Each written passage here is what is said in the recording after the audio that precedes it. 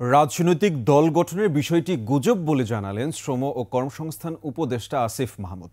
তিনি বলেন, সংস্কার শেষে নির্বাচন দিয়ে ক্ষমতা হস্তান্তর করা হবে। সকালে রাজশাহীতে জাতীয় পেশাগত স্বাস্থ্য নিরাপত্তা বিষয়ক গবেষণা এবং প্রশিক্ষণ ইনস্টিটিউটের উদ্বোধন শেষে সাংবাদিকদের এ কথা জানান তিনি।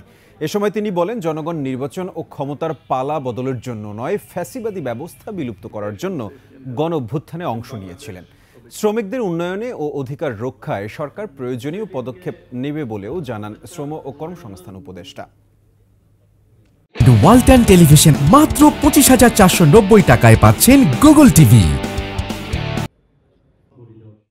রাজনৈতিক দলের ব্যাপারে যে রিউমার বা কথাবার্তা শোনা যাচ্ছে বা অনেকেই শুনতে চাচ্ছে আমাদের থেকেও, এটা আমরা এর আগেও স্পষ্টভাবে বলেছি, এখনই রাজনৈতিক দল খোলার কোনো অভিপ্রায় আমাদের নেই এবং এই অন্তর্বর্তীকালীন সরকারে যারা আছেন কারোই ক্ষমতার অভিলাষ নেই। আপনারা জানেন সবারই যার যার পেশাগত জীবন আছে এবং সবাই সেখানে ফিরে যেতে চায়, কিন্তু দেশের মানুষ একটি অভ্যুত্থানের মধ্য দিয়ে যে দায়িত্বটাই অন্তর্বর্তীকালীন সরকারকে দিয়েছে সেটি যথাযথভাবে পালন করে মানুষের সেই আশা আকাঙ্ক্ষার প্রতিফলন ঘটিয়ে একটি নির্বাচনের মাধ্যমে একটি গণতান্ত্রিক সরকারের হাতে ক্ষমতা হস্তান্তর করাই আমাদের লক্ষ্য।